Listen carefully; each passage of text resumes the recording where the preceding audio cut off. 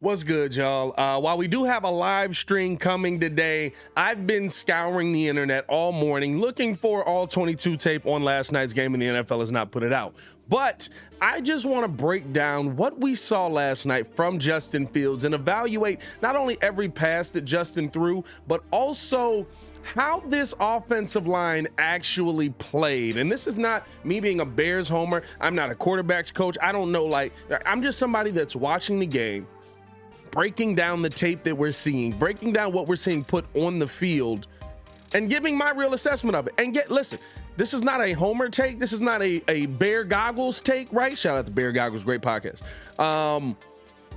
This is I want my quarterback to be protected. And also, I feel like the national media is eviscerating my team without actually looking at what's happening on the field, the national nerds, if you will. So hit that like button, subscribe to the page. We do talk Chicago Bears daily on this channel. It's the only channel talking Bears, how Bears talk, so make sure that you get in tune with us, man. Let's go to the tape. I don't even know if YouTube's gonna let this fly, but let's go to the tape and see kind of what the breakdown of it is. Oh, I thought that was gonna do that. That did not, huh? Here we go. All right, so here's the first play. First play of the drive. Screenplay. Justin drops back, executes the screen well.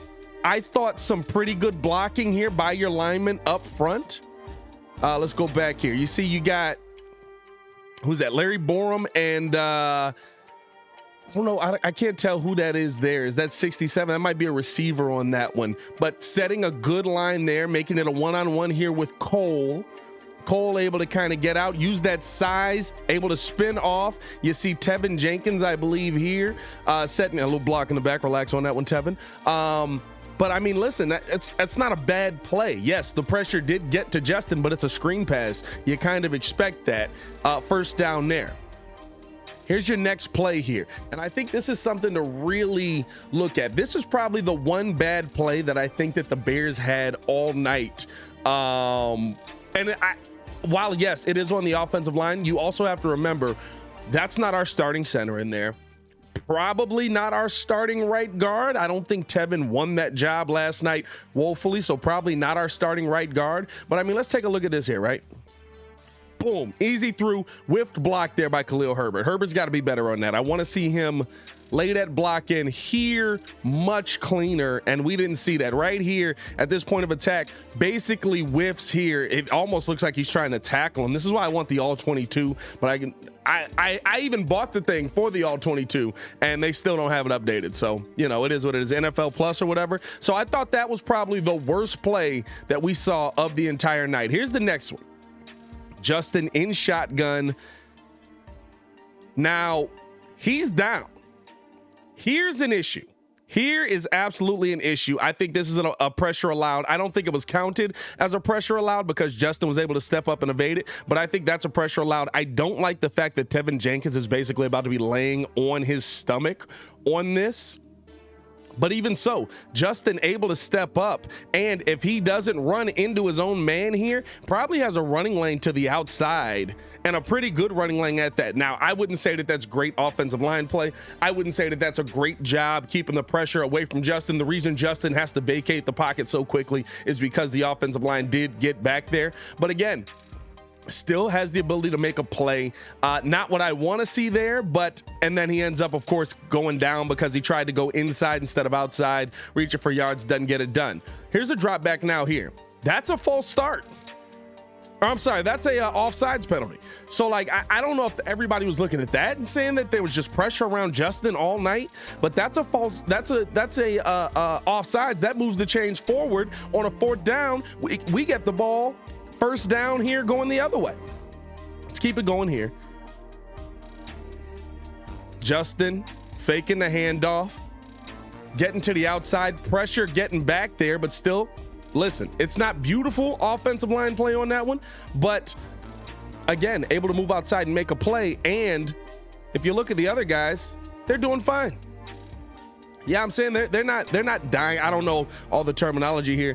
But again, right, I think, to me, right, here's my biggest concern with the Bears offensive line, and it is right there, Tevin Jenkins just not really setting that edge well, not getting his hands in a good position, getting blown past pretty easy on that one. And I think the thing is, for me, when I'm looking at Tevin Jenkins on that play, right, like, he's our backup. I think that's what it's telling me. Tevin Jenkins probably is going to end up being our backup. Michael Schofield and or Riley Reef are going to have that position. Now, while Michael Schofield did get blown up on that one play, Michael Schofield looked pretty good for the rest of the day in that first game.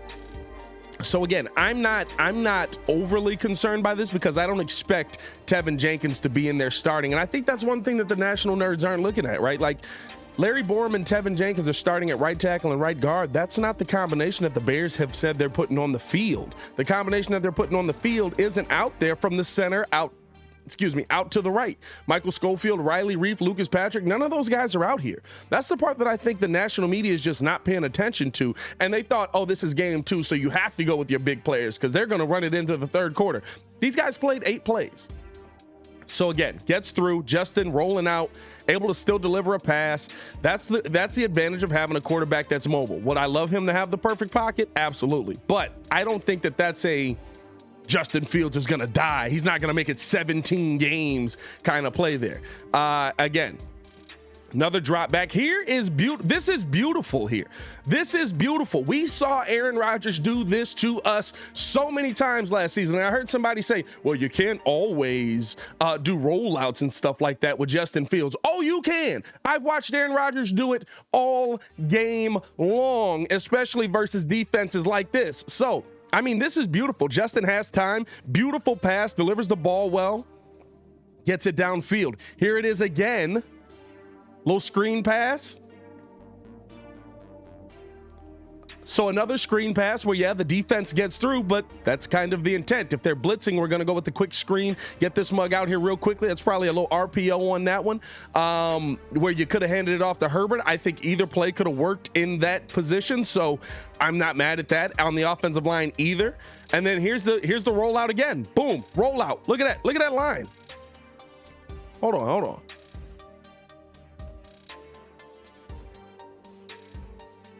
Not that. Did it go back to the beginning? What the heck? Hold on. So there's the screen pass again. Yep. And then on this one, here's the rollout again. Rollout there. Justin's got nothing but time. Has time to make a couple of decisions. Goes for the pass at the back of the end zone. There wasn't much there. Here's Justin the other way. I didn't like this play call per se, but again, Justin going to his drop down guy. So at the end of the day, right, like for me, while oh, my bad. Why is this? Oh, because I'm on the wrong side. So at the end of the day, right, for me, I'm looking at this as did the offensive line do everything perfect? Absolutely not. But they're being talked about as if like Justin was running for his life and about to die last night. And that's just not the case. I'm willing to give you, I'm not saying that that's an A+ offensive line effort last night, but I'm also not saying that that was one of the worst offensive line performances that we've ever seen in the Chicago Bears uniform. And this isn't me just reacting to last season. If you look at those rollouts, that offensive line did a great job on that. Couple of plays where Tevin Jenkins lets a guy, where Tevin Jenkins gets beat, where Justin can still make a play, but Tevin does get beat. I don't expect Tevin Jenkins after last night to be our starting right guard. I hope that he would take that spot. I'd hope that he would take hold of that, but I don't expect him to be our starting right guard when you've signed Michael Schofield and or Riley Reef to that right side of the line, where you've got guys in there that have been able to do it at a high level in the NFL already. Now, is Tevin supposed to be the long-term answer? Yes, but right now, it doesn't seem like he is. And here's the other thing. Again, right, also first game playing right guard for Tevin Jenkins, if you want to throw some leeway there. Tevin did get a little bit better later in the game, I think. But again, that's against the 2s and the 3s. That's where you would hope that he would be able to be better.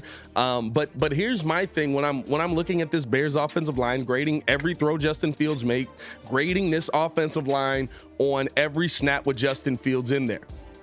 the 2 snaps that people are talking about, the 3 snaps, I should say, where Justin really had pressure in his face, 2 of them were screen passes. 1 was a penalty, so I won't even count that. And then the 1 play where Tevin Jenkins does get beat, but Justin Fields is the kind of quarterback that's able to use his legs and get out. We can't all of a sudden change the narrative around what we want Justin Fields to be when we know that his legs are absolutely an asset. The thing that you want to do is give him enough time for his arm to be the main asset while still having his legs with the ability to use them and be able to get out and make plays.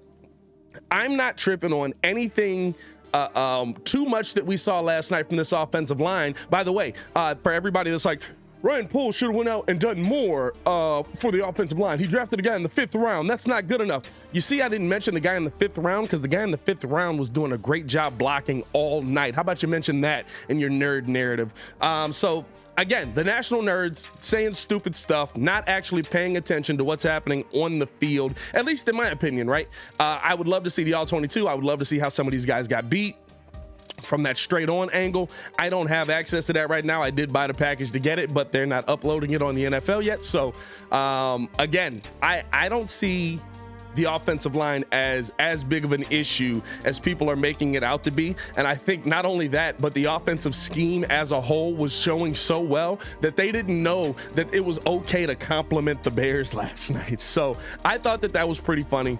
I thought that did well. Let me know how you guys felt the offensive line did after looking at some of the plays here. Let me know how you guys felt the offensive line played in front of Justin Fields. Do you feel like it's this major issue that everyone else in the national media is making it out to be, the national nerds are making it out to be?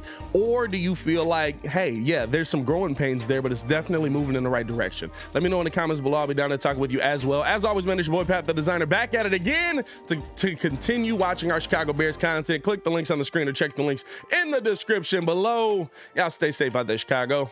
Peace.